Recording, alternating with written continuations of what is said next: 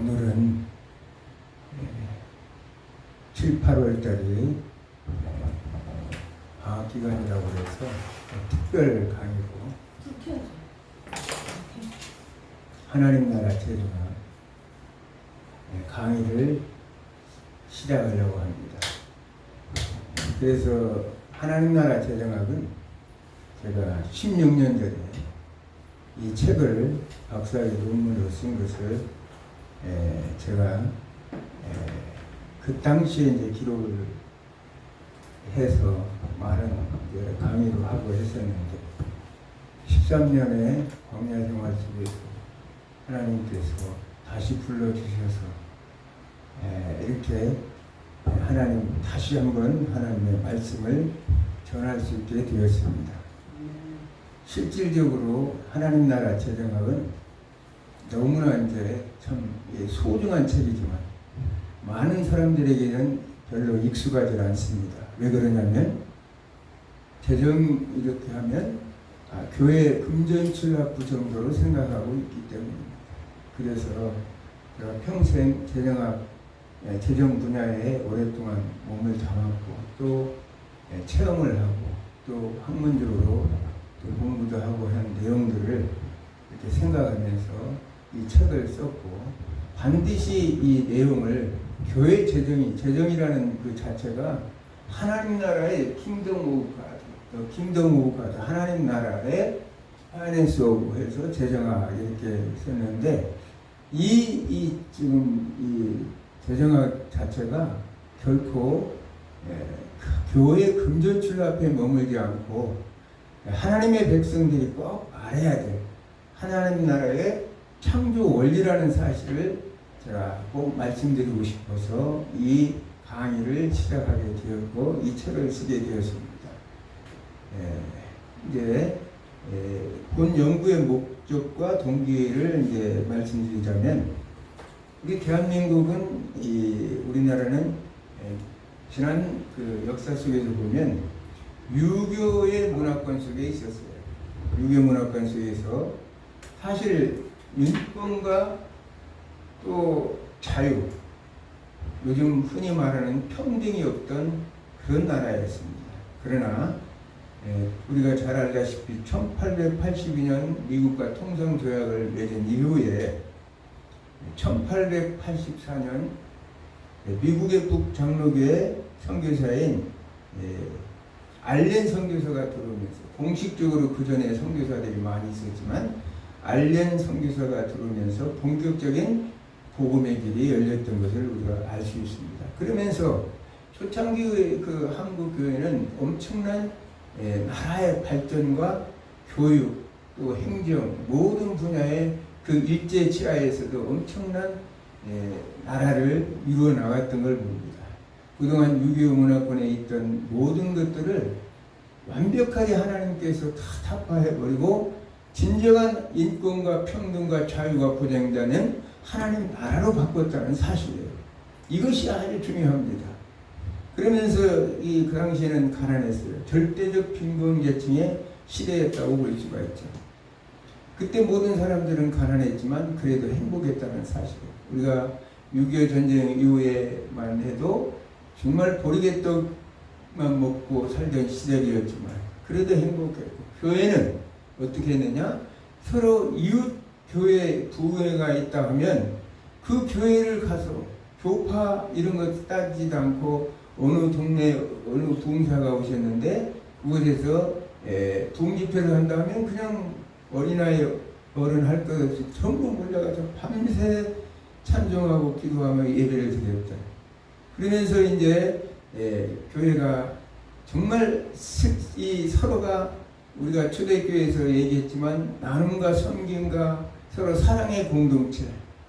그래서 신분이 완전히 극복한 공동체였죠. 우리가 이 유교의 문화권에 있던 양반 쌍놈의 문화가 다 사라지고 하나님 나라의 복음이 오면서 있다면은 신분이 타파되고 신분을 극복한 교회만이 유일하게 더 발전적인 그런 나라로 바뀌었었다는 사실이에요. 그래서 그때는 장로님이나 집사님 보면 상당한 존경을 받던 시대였어요. 저희들 어렸을 때만 해도 동네 집사님만 해도 동네 사람들이 정말 저 사람은 예수쟁이다 해서 교회 집사님이야 하면 상당하게 많은 사람들이 존중을 해줬고 또 그의 삶이 실질적으로 모험적인 삶이었다는 거예요. 뭐 장로님은 말할 것도 없죠. 그랬던 것들이 이제 우리는 한국의 이 경제, 산업, 우리는 여러 가지 산업 사회로 바꾸면서 성경 한국을 찾아주세요. 성경 안 찾아주세요. 그러면서 이제는 경제가 부흥했다는 사실. 그러면서 한국 교회는 영적으로도 상당한 더 비약적인 성장을 했어요. 왜 그러냐? 말씀의 홍수 속에 살게 되었어요. 그 당시 저 어렸을 때만 해도 성경책을 쪽복음으로 들고 다니면서 어린 나이에도 여행을 하고 다니면서 그렇게 생활을 했기 때문에 그런 이제 사회 속에서 이제 성장을 했습니다. 그러나 지금은 뭐 말씀의 홍수 속에서 살고 있죠. 외형적으로도 참 다 교회들 도토리 키재기라고 하죠. 그만한 교회들이 동네마다 다 있어가지고 정말 사랑이 넘치는 공동체였습니다. 이 모든 것들은 비약적인 교회 경제 성장과 더불어 이렇게 되었다는 거예요. 그런데 요즘은 한국 교회가 위기라는 말을 지금 하고 있습니다. 영적인 침체뿐만 아니라 사회적 영향력이 쇠퇴했어요. 왜냐하면 그 당시에 초기에 우리 한국 교회는 사회 전반에 대해서 기독교 교회가 모든 걸 구심점이 되어서 사회를 이끌어 왔었는데 너무나 잘 알다시피 우리가 독립운동 할 때도 기독교 이 교회가 앞장을 서서 모든 것들을 해왔던 것입니다. 사회를 주도했던 게 교회예요. 그런데 이 지금은 어떻게 되냐? 사회적 영향력이 이제 쇠퇴했다는 거예요. 반기독교적 분위기가 확산되었다는 사실입니다. 반기독교적 분위기라는 것은 뭘 얘기해요? 지금은 네오마르크스주의라고 해서 이따가 잠깐 설명하겠지만 사회적 분위기가 교회라면 적대시 하는 그런 분위기로 바뀌었다는 거예요. 이걸 이제 우리는 교회 유의라고 생각합니다. 이를 통해서 이제 교회 갱신을 부르짖었던 종교 개혁자들의 개혁주의 신앙이 세속화 옷을 입고 교회가 하나의 기념물적인 유형적인 면을 추정하다 보니까 수없이 많은 이 시대의 가난한 이웃들을 상대적으로 박탈감을 가지고 만들어버렸다는 거예요. 교회가 크기는 커서 발전하고 여러 가지 좋은데 요즘에 흔히 말하는 중세의 유럽의 교회들처럼 어마어마하게 거창하게 다 지었지만 그 교회를 바라보는 이 세상 사람들의 시선은 굉장히 차갑고 따갑다는 거예요. 왜? 교회가 교회의 본질적인 신앙의 문제를 온전하게 우리가 해결하지 못했기 때문에 이런 문제가 됩니다. 그러므로 인해서 가장 문제가 되는 것이 바로 교회의 재정의 문제예요. 사실 이 교회 재정 관리를 어떻게 하느냐에 따라서 교회는 이 사회로부터 세상으로부터 오히려 인정받고 그들을 선도해 나갈 수 있는 그런 문제까지 발전할 수 있는데 교회 재정 문제가 온전하게 제대로 알지 못하게 돼요. 교회 재정하면 교회 금전출납 정도로 생각하면 절대 안 돼요. 내가 얘기하고자 하는 것은 이 하나님 나라의 재정학을 얘기하는 거예요. 하나님 나라의 원리, 성경에서 가르치는 재정학이 뭘까? 그걸 알고 교회가 실천함으로 인해서 그동안 외면당했던 세상으로부터 교회가 이제 다시 구심점이 되고 삶의 중심점이 되고 많은 사람들이 선망의 대상이 되는 그런 교회로서 거듭날 수 있다는 거예요. 그러므로 한국교회는 이제 효율적인 재정 관리가 아주 요구되는 그런 상황이 있습니다. 재정의 투명성, 또 재정 규모의 공정성 이런 모든 것들이 투명하게 이루어져야 되는데 그렇지 않고 있다는 사실이에요. 물론 작은 교회에서는 이런 것까지 목사님들 얘기 들어보면 우리 작은 교회에서 무슨 여기까지 거창하게 그런 말을 하느냐 이렇게 얘기하지만 그게 아니에요. 왜냐하면 작은 교회일지라도 하나님 나라의 정말 교회이기 때문에 하나하나를 반드시 실천해 나가야 된다는 거예요. 그러면서 그런 의식을 가져야 되는데 우리는 그렇지 않으면 결국은 교회는 한국 교회는 지금 무너질 수밖에 없는 이런 위기 속에 있습니다. 교회는 현상적인 사회 이전에 하나님으로부터 부름받은 자들의 모임이라는 사실을 우리가 인정해야 돼요. 그러므로 인해서 한국 교회는 교회라는 그 자체가 영리를 목적으로 하는 주식회사나 뭐 법인 이런 단체는 아니라는 사실이에요. 또 물론 사회제도 단체도 아니죠. 그러면서 교회는 어떤 숫자로 여러 가지 해결하는 다수결의 원리가 적용되는 것도 아니에요.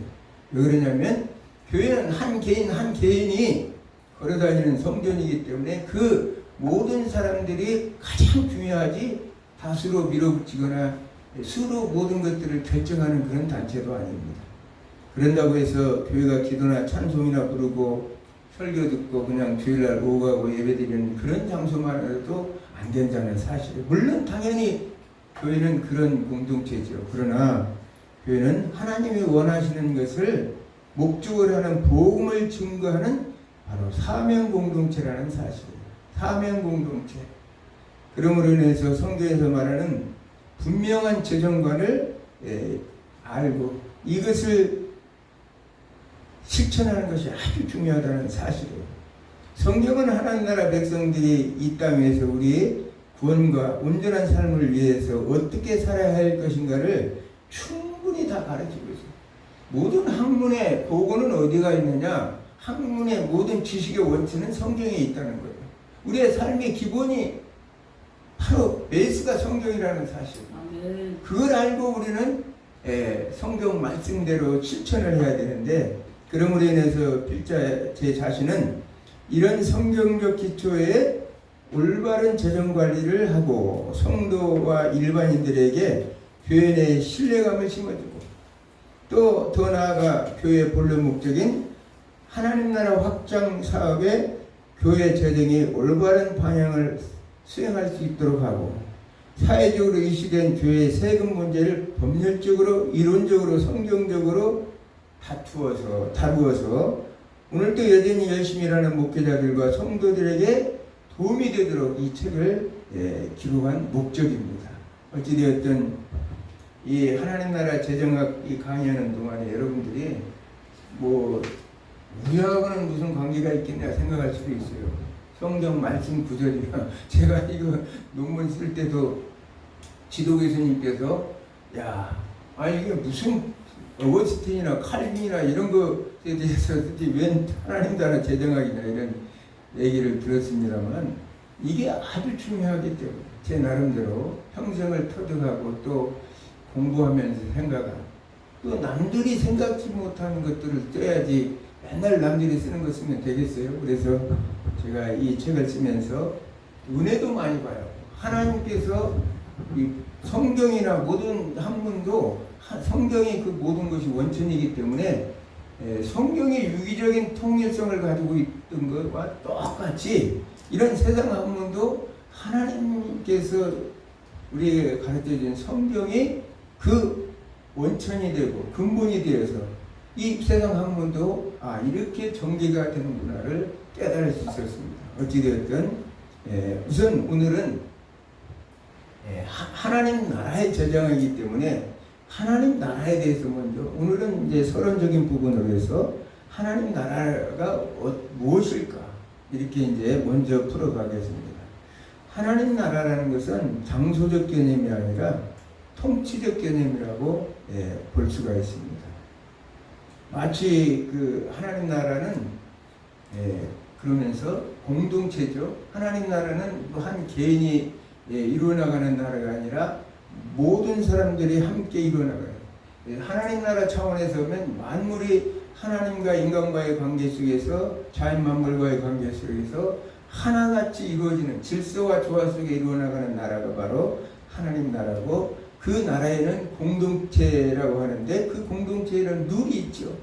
왜냐하면 질서를 세우기 위해서는 룰이 있어서 그것을 법으로 다스려야 되는데, 룰이 있으면 당연히 법이 주어지는데 그 법은 뭐냐? 하나님의 말씀으로 다스려지는 나라가 하나님 나라라는 사실이에요. 그러므로 인해서 하나님 나라, 우리가 이제 하나님 나라 하고 그러면 국가는 어떻게 다를까? 자, 모든 국가는 하나님의 통치 영역 안에 있다. 사람들은 그렇게 생각하지 않죠. 교회는 그냥 하나님, 이 국가의 하나의 조그마한 부속과 같은 그런 존재라 이렇게 생각할 수도 있어요. 부분이라 이렇게 생각할 수 있어요. 그러나 국가는 하나님의 통치의 대리자라는 사실이에요. 자, 로마서 13장 1절, 김영수 목사님 한번 찾아보세요. 로마서 13장 1절.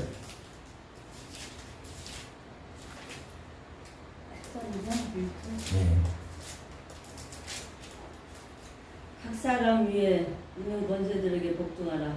권세는 하나님으로부터 나지 않음이 없는 모든 권세는 하나님께서 정하신다. 아멘.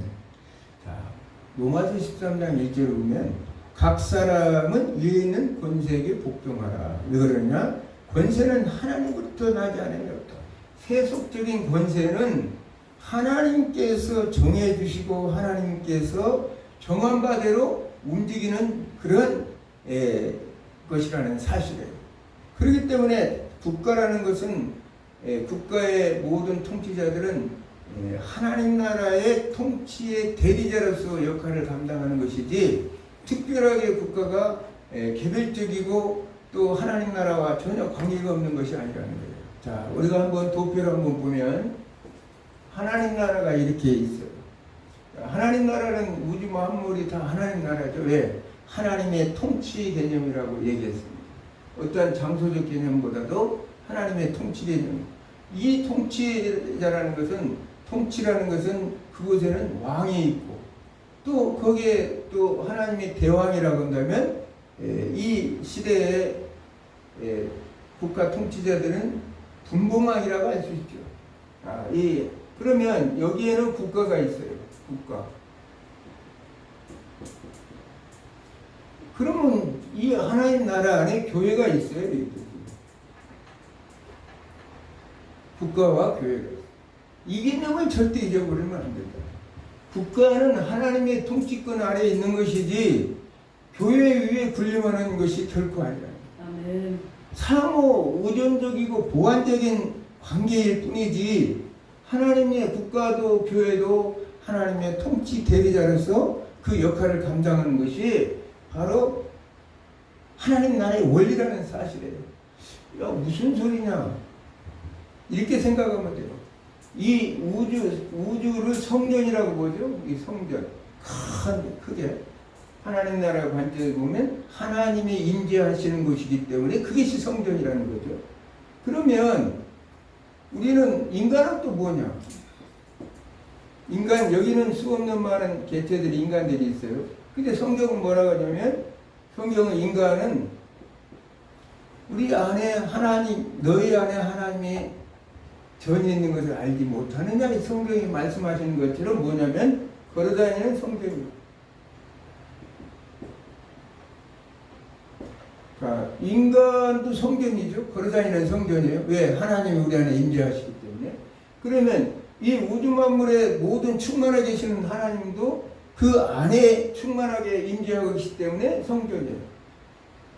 내가 말하고자 하는 것은 이 교회는 국가의 부속이 아니라는 사실. 독립적이고 또 서로 상호 보완적이고 의존적인 관계라는 사실이에요. 근데 우리가 잘못 생각해서 많은 사람들은 이 국가라는 권력 앞에 교회가 소속된 걸로 생각하고 있어요. 당연히 여기는 국가에 주어진 법률과 또 모든 것에 의해서, 제도에 의해서 당연하게 교회는 또 상호 의존적으로 또 서로 그 보안 관계와 협력 관계가 주어지는 것이지만 엄연하게 하나님 나라 안에서 구분된다는 사실이에요. 근데 우리가 요한계시록 13장에 보면 땅에서 올라온 짐승들처럼 교회 수장들이 여기에 딸랑딸랑 붙어가지고 교회는 국가의 수족입니다. 이런 식으로 거기에 아부를 하고 거기다 야합을 하고 우리가 교회사에서 많이 배웠죠. 지난번 하인리 4세와 그레고리우스 7세 얘기도 내가 하면서 그렇게 야합을 하다 보니까 땅에서 올라온 짐승 얘기하면서 거짓 선지자들 이런 자들이 지금 우리 한국교회에 많아서 국가의 부속으로 생각하고 있어요. 내가 답답하게 생각한 것이 바로 이 부분. 교회는 엄연하게 하나님의 통치 아래서 하나님의 영역 아래 있고 국가와는 상호우존적이고 보완적인 이런 관계라는 사실을 말씀드리고 있었고 싶었던 것입니다. 자, 그래서 경제학이라는 것은 이제 이 관계는 알겠죠. 경제학이라는 것은 경제 문제, 인간의 삶에 경제 문제를 연구하는 학문이라면 재정학이라는 것은 그 경제 문제를 국가나 공공의 단체들이 공익을 목적으로 필요한 경제 모든 행위에 대해서 자원을 조달하고 또 관리하고 획득하여서 그걸 운영하는 그런 것을 연구하는 학문이 재정학이에요.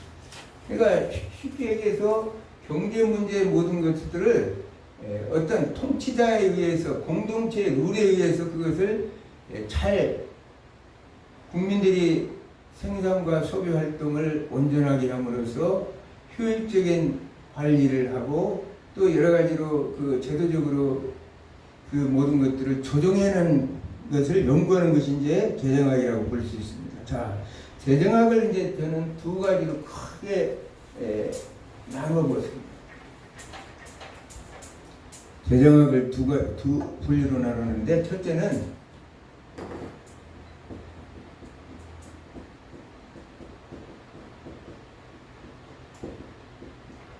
두 번째는 뭐냐? 일반적 의미의 재정학. 일반적 의미의 재정학. 두 분류로 나눠요. 이거는 이제 뭐냐면 하나님 나라의 재정학. 이것은 국가 재정과 교회 재정. 두 분류로 나눠봤어요. 하나님 나라에 무슨 재정학이 있을까? 그렇죠? 그래서 오늘은 이제 다음 시간에는 이제 국가 재정, 그 다음에 이제 교회 재정으로 나갈 텐데, 오늘은 하나님 나라의 재정학에 대해서 이제 제가 강의를 하려고 합니다. 하나님 나라의 재정학은 우리가 재정학이 원래 가지고 있는 목적대로 하나님 나라의 모든 만물을 다스리는 겁니다. 자, 킹덤이라는 것은 왕국이라는 것이죠. 왕국. 나라는 것은 통치를 얘기하는 거예요. 통치를 얘기하는데 여기는 통치하는 왕이 있고 백성들이 있어요. 그렇기 때문에 하나님 나라의 재정학은 하나님 나라의 모든 만물을 다스리는 그런 일을 하는 것을 하나님 나라의 재정학이라고 할 수 있다는 사실이에요. 자, 창세기 1장 28절 한번 읽어보겠습니다.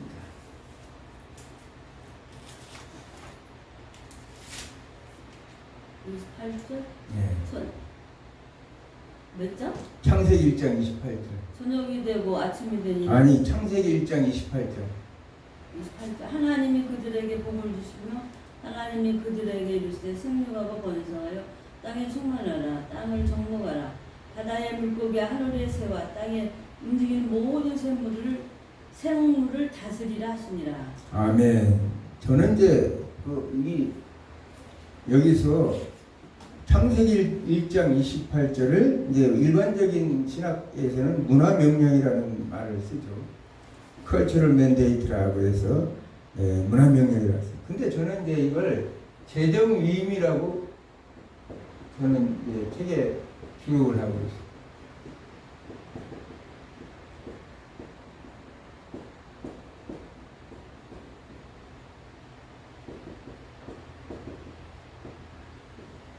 파이낸셜 커미셔너로 해가지고 재정위임이다. 이렇게 이제 저는 이 지금 하나님 나라 재정학의 기초를 여기에 출발점으로 삼고 있습니다. 하나님께서는 모든 만물을 창조하셨는데 그 창조된 만물을 생육하고 번성하고 땅에 충만하고 정복하여 모든 생물을 다스리라. 다스리라는 히브리어는 라다라는 단어거든요. 라다. 라다.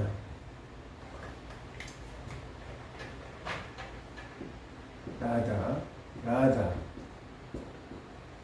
이 히브리어 단어는 이게 바로 이게 통치예요. 이게 아까 얘기했던 하나님 나라의 정치 원리인 통치라는 사실이에요. 모든 것을 다스리라 이렇게 말씀하셨어요. 그래서 모든 인간은 또 이 하나님이 주신 만물을 다스릴 그런 책임이 있죠. 근데 창세기 2장 1절에 보니까 제가 그냥 읽습니다. 천지와 만물이 다 이루어지니라 이렇게 얘기했어요. 그래서 만물은 하나님의 뜻대로 관리하는 것이 하나님의 재정이라는 거예요. 재정. 아멘.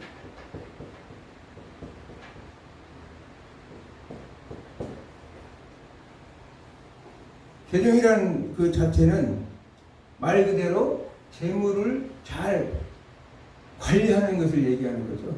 그래서 이 하나님 나라의 재정학은 하나님의 창조된 모든 만물을 잘 관리하는 것이 바로 하나님 나라의 재정이라는 거예요.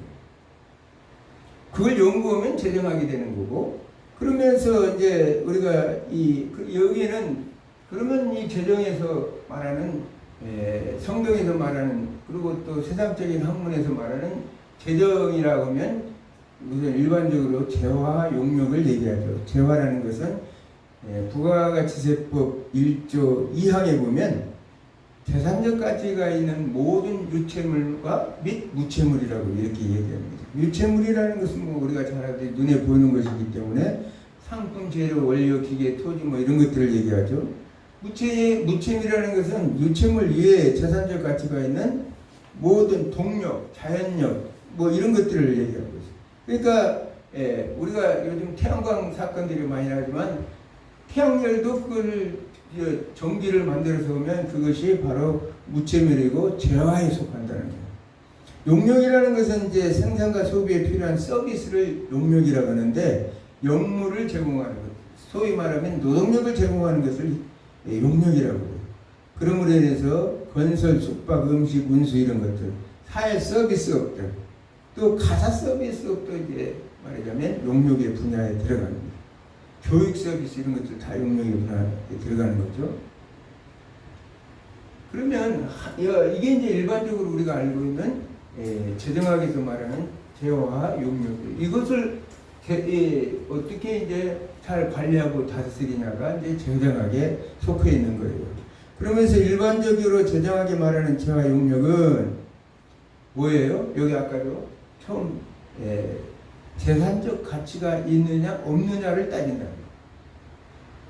세상 일반적인 아까 이제 다음에 하겠지만 다음 주는 일반적인 재정학에는 이게 재산적 가치가 있느냐 없느냐를 따져서 그들은 이제 이것을 가치를 판단하는데 하나님 나라의 재정학에서는 인간의 눈에는 재산적 가치가 없는 것도 재정학 범주에 들어간다. 그래서 하나님 나라의 재정학은 굉장히 큰 범주예요. 예를 들어서 공기는 사실 우리가 관리 대상이 아니죠. 근데 공기가 없으면 숨도 못 쉬고 우리는 죽어요. 왜 관리 대상이 아니냐면 희소 가치가 없기 때문에. 희소 가치가 없기 때문에. 또 우리는 물도 하나님께서 이른비와 내린비를 통해서 적절하게 하나님 항상 공부해 왔습니다. 근데 여기에 대해 물에 대해서도 그 하나님이 내리는 비를 가치로 평가해서 하는 사람은 거의 일반적인 학문에서는 거의 드물다고 볼 수가 있죠. 그리고 태양을 비추던 햇빛 같은 경우에도 아까 그걸 태양을 해서 태양광을 만들면 재화에 속하지만 그 태양이 쏟아지는 그 모든 만물에 비춰지는 그 하나님의 무한하신 그 태양빛은, 생명의 빛을 주는 그 태양빛은 희소 가치가 없어요. 근데 다이아몬드는 별로 우리 삶에 큰 의미는 없지만, 왜냐하면 귀중한 재화로 취급되는데 왜 그러냐? 희소 가치가 크기 때문이에요. 그런데 하나님 나라에 제정하기 위해서는 이 모든 것들을 어떻게 잘 관리하나가 아주 중요하다는 사실이에요. 우리가 햇빛을, 태양을 한번 들죠. 창세기 1장 3절에 보면 하나님은 빛을 창조하셨어요. 빛을 창조하셨는데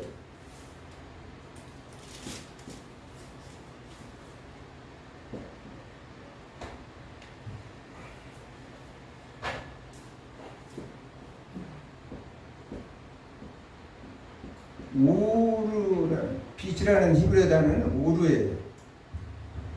오르인데 이 오르라는 것은 이 하나님이 창조하셔서 이 우주 만물 속에 그 어두움을 다스릴 수 있는 그러한 질서를 만들기 위해서 만드신, 하나님이 창조하신 것이 빛이에요.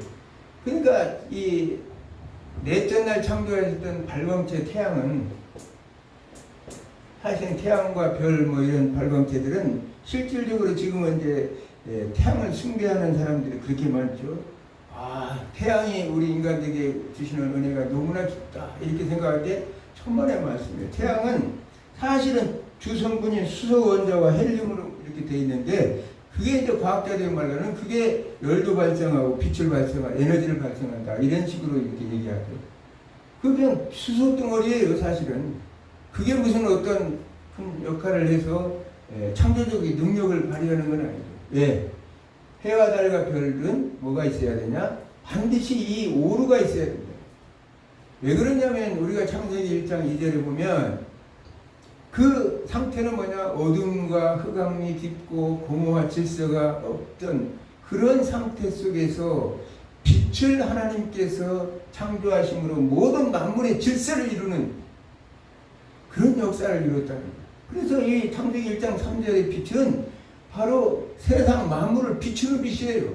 이 태양이 비추는 것이 아니라 사실은 성경적으로는 하나님께서 만드신 그 빛이 태양과 별과 달 이 모든 것들을 광명체를 통해서 세상 만물을, 어두운 세상을 비춤으로요 그 생명이 살아나게끔 만들었다는 거예요. 그러니까 이 빛이 얼마나 중요한지 모르겠어요. 아멘. 많은 사람들은 태양이 있어야 이게 식물이 자란다 하는데, 천만에, 그러면 하나님이 처음부터 태양을 먼저 만들었어야지. 그럴 리가 있겠어요? 빛을 먼저 만들었는데 이 빛이 있음으로 인해서 자연 만물들이 소성되고 생성되는 그런 역사를 하는데, 그 역할의 도구로 태양과 해와 달과 별들 반사체들이 이 어두운 세상을 비춰주고 있다는 사실이에요. 과학자들은 물론 다르게 설명하겠지만 제 나름대로의 성경적 지식은 그렇다. 하나님의 창조적 원리가 그렇다. 그러므로 인해서 하나님은 이 자연 만물을 통해서 생육하고 번성하고 땅에 충만하라고 이렇게 말씀하셨어요. 근데 이 모든 이 자연 만물을 통해서 주신 하나님 이렇게 잘 보존해서 관리하라고 되는데 어떻게 됐어요? 지금 난리가 아니죠. 오존층이 파괴돼가지고 탐령의 으로 인해서 만물이 훼손되어서 지구촌이 완전히 오염되어 있잖아요. 프레온가스로 인해서 오존층이 파괴됨으로 인해서 태양빛이 더 열을 세게 받아서 기후 변화를 통해서 지금 이번에도 이제 홍수 사건이 많이 났지만, 도대체 과거에 우리가 살았던 그런 환경과는 너무나 다른 환경으로 바뀌었어요. 왜 그러느냐? 바로 내가 그 얘기를 좀 하고 싶어서, 이 하나님 나라의 재정을 잘못 관리했기 때문에 그렇다. 아멘. 하나님 나라의 재정 관리를 제대로 온전하게 못해서 모든 피조물들이 이렇게 만들어졌다는 사실. 두 번째로 이 자연 만물은 그렇다 치더라도 하나님의 창조한 것 중에 가장 또 소중한 건 뭘까요?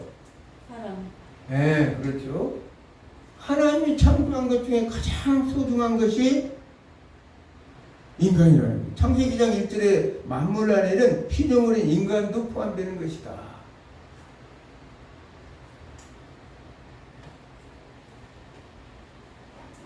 여기 만물은 히브리어로 콜, 히브리어는 안 쓰겠어요. 자바. 그냥 모든 군대라는 뜻. 이게 자바라는 것은 군대라는 뜻이에요. 하나님이 청상대로 창조되었었는데 만물을 하나의 군대적으로 창조하신 것처럼 모든 것들은 하나님의 관리 대상이고, 그러면서 군대 조직과 같은 것이기 때문에 언약적 연대성을 가지고 있다는 사실을 과거에 제가 이제 강의하면서 이렇게 말씀을 드렸습니다. 그래서 이 하나님이 사람을 만드신 후, 창조 후 자신이 하나님께서는 창세기 1장 31절 보면 매우 좋도다. 다른 어떤 것보다도 모든 만물 중에서 가장 토부 메오드라고 해가지고 가장 좋고 선하다, 이런 말씀을 말씀하셨어요. 감탄했죠. 우리는 피조물 가운데 하나님의 세굴라로 창조. 세굴라라는 건 보석과 같은 창조라고 그렇죠. 출애굽기 19장 5절에 보면 내 소유라는 말이 세굴라인데, 그 하나님의 인간은 하나님의 가장 보석 같은 존재로 창조해요. 그러니까 아까 얘기대로 하면 이 인간도 하나님 나라의 통치 영역 아래서는 하나의 하나님의 자산이라는 거예요. 그렇기 때문에 귀중하게 생각하고 하나님께서 우리 인간이 왜 그럴 수 있겠느냐, 이런 식으로 말할 수도 있겠죠. 그러하기 때문에 이 우주와도 바꿀 수 없는 가장 존귀하신 예수 그리스도를 보혈의 피로 흘려서 우리를 값을 주고 사셨다는 사실.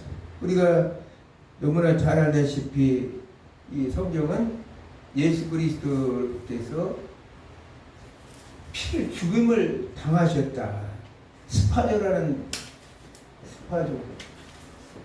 단어인데 이것은 도살을 하게 돼요. 아니, 하나님이 얼마나 존귀하게 생각했으면 인간을, 독생자인 하나님을 이 땅에 보내셔서 도수장에 끌려가서 죽음을 당하는 짐승처럼 도살을 당한 용어를 써서 스파르라고. 그러면서 값을 주고 샀다. 아고라도라고 그러죠. 헬라어는 아고라도. 아고라도라는 단어를 쓰는데 이것은 값을 주고 샀다는 거예요. 그러니까 예수님께서 천하도 바꿀 수 없는, 우주도 바꿀 수 없는 예수님께서 얼마나 인간이 보석과 같은 존재였으면 하나님의 자산 중에서 이 가장 태양과 햇빛과 물과 공기와 이런 것보다도 더 소중하게 생각한 것이 하나님은 인간이었다는 거예요. 왜냐하면 인간을 창조하면서 가장 하나님이 만족하셨기 때문에, 그것도 하나님의 형상으로 창조하셨기 때문에. 그러나 하나님 입장에서는 이 인간 역시도 하나님의 통치 관리의 대상이었다는 사실이에요. 근데 이 창조적 질서가 무너지고 있죠. 이게 이제 제가 오늘 핵심적인 말씀을 드리고자 하는데, 이게 제일 핵심이에요. 창조적 질서가 무너지고 있어요. 왜냐하면 로마서 1장 26절에 보면 여자도 순례대로 쓸 것을 바꿔 영리로 쓰며, 이게 무슨 말일까? 여자가 여자들과의 관계를 온전하지 않고 반대로 했다는 거예요. 남자들도 순리대로 여자 쓰기를 버리고 서로 향하여 음욕이 부릴 듯하여 남자가 남자와 더불어 부끄러운 일을 행하며, 이렇게 말합니다. 그 얘기는 뭐예요? 하나님이 그렇게 귀하게 만들어준 이후에 인간의 몸을 하나님의 창조 질서대로 사용하지 아니하고 그걸 영리로 바꿔버렸다는 거예요. 지금 동성애 문화가 한국 이 땅에 지금 만연하고 있다는 거예요. 기가 막힌 거예요. 지금 우리는 눈을 크게 뜨고 이 모든 현실을 바라봐야 돼요. 하나님의 창조적 질서가 무너지고, 하나님을 정말 인간을 창조하셔서 너무나 하나님이 기뻐하셨던 그 인간이 성적 그런 지향성과 성별 정체성의 몸살을 앓고 남자가 여자를, 여자가 남자를 이성간에 하나님께서 질서를 통해서 아까 뭐라고 그랬어? 창세기 1장 28절에 생육하고 번성하고 땅에 충만하라. 이게 지금 뭐 식물이나 동물만 얘기한 게 아니라 사람에게도 얘기를 한 거예요. 왜? 하나님 나라는 사람들이 반드시 있어서 하나님의 통치를 통해서 인간은 하나님의 통치 대리자로서 그 역할을, 만물을 관리하고 다스릴 역할을 해야 되기 때문에 반드시 동족을 번식시켜야 되고 해야 되는데, 남자와 남자끼리, 여자와 여자끼리 결혼을 한다면 이건 정말 기가 막힌 일이죠. 지금 우리나라는 이렇게 성적인 차별금지법이 여러 가지 있지만 포괄적 차별금지법을 통해서 지금 이 동성애에 대한 설교, 이거 잘못이다. 예를 들어서 트랜스젠더 같이 남자가 여자로 이제 성별을 바꾸고자 하면 또 그것도 상관이 없고, 또 여자가 남자로 성별을 바꾸고자 하는 것도 아무 문제가 없다. 그걸 죄다. 이렇게 설교했다가는 만약에 이 법이 통과되면 아무도 그걸 제지할 자가 없다는 거예요. 지금 이런 위기 속에 우리 나라는 지금 가고 있다는 거예요. 왜? 인간은 하나님의 가장 소중한 보물이 우리 자신을, 우리가 하나님의 뜻을 거부하고 하나님 나라를 거부하고 이렇게 살고 있다. 문제는 뭐냐? 이 뒤에서 작업을 하고 있는 것이 우리가 창세기, 요한계시록 13장 11절에 나오는 땅에서 올라온 짐승, 바로 거짓 선지자들의 장난이라는 거예요. 우리나라 국회의원들의 한 30%는 아마 기독교 신자라고 자기들이 이력서에 쓸 거예요. 근데 도대체가 이 사람들은 무엇을 지금, 거기서 우리가 성경에서 봤지만 용처럼 말하더라. 위에서 지시하면 그냥 따라가요. 아무런 자기의 의사표시도 할 수 없는 그런 상태에 있어요. 교회도 마찬가지예요. 지금 교회도 어느 신학교에서는 동성애를 때문에 몸살을 앓고 있다고 하잖아요. 어느 신학교라고 밝히지는 않겠어요. 목사님들도 동성애를 이렇게 찬양하는 사람, 동조하는 사람 많아요. 왜? 사랑이라는 이름으로. 참 웃기죠? 평등이라는 이름으로. 이거 사랑과 평등은 이런 뜻이라고, 사랑과 평등은 하나님이 말씀하신 거 아니에요. 그런데도 지금 우리나라가 이런 상태가 있어요. 하나님은 예배의 축복, 노동의 축복, 가정의 축복을 주셨어요. 그게 하나님 나라 재정 관리예요, 이게. 근데 하나님보다 우상을 숭배하게 됐죠. 그러면서 노동이 기계가 대체되고, 또 노동이 기계로 대체되고, 자손을 낳아 생육하고 번성하야 하는데 자손을 낳을 수 없으므로 가정 질서가 파괴되는 거예요. 이 마르크스주의자, 네오 마르크스주의자들이 노리는 것은 뭐냐? 바로 가정 질서가 파괴돼야 사회 질서가 파괴되고 국가가 파괴되는 거예요. 그건 자신의 마음 놓고 세상을 다스리는 것이 그들의 속셈인 것입니다. 이 모든 것들은 사단의 전형적인 계략이에요. 사단이 지금 이렇게까지 하고 있다는 거예요. 간단하게 이제 이것이 기원부터 얘기하죠. 잠깐 하고 마치고. 응? 네? 몇 시까지 하고 마시냐고? 아니, 리버티즘이라는 이제 이 사조가 있어요. 리버티라는 건 자유라는 거 아니에요? 성적 행위에 제약을 두지 않는다는 이것을 바탕으로 해서 방탕하고, 이렇게 사고 방식과 가치관이 완전히 방탕한 사고 방식으로 이렇게 만들어진 철학, 또 이론, 이게 이제 그게 언제부터 나오냐면 17세기 이 귀족들이 성적 자유를 즐기기 위해서 만드는 것이 이 리버티즘. 근데 이게 지금까지 여기까지 오는데 17, 18세기 계몽주의를 해서 누가 오느냐? 바로 프로이드 같은 사람들. 이 문명이 그렇게 발달하고 하는데 행복하지 못한다. 그 뭐냐? 하나님의 말씀 때문에 성적 자유가 억압이 돼가지고 막 그것 때문에 스트레스를 받아서 질병도 생기고 한다고 이렇게 말하는 프로이드 같은 그 엉터리라는 사람들. 또 빌헬름 라이라는 사람은 빌헬름 라이.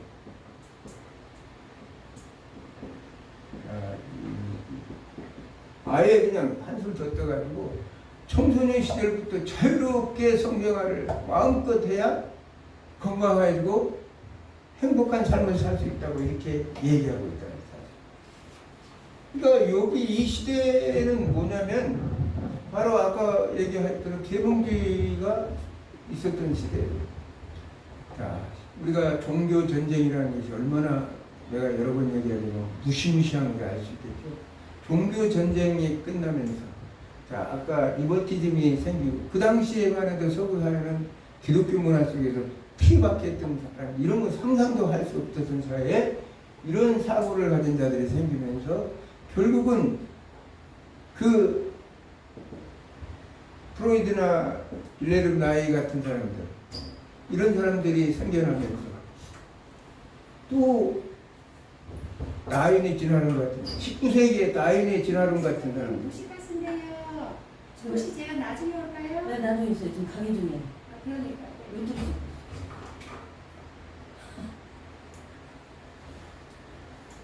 19세기에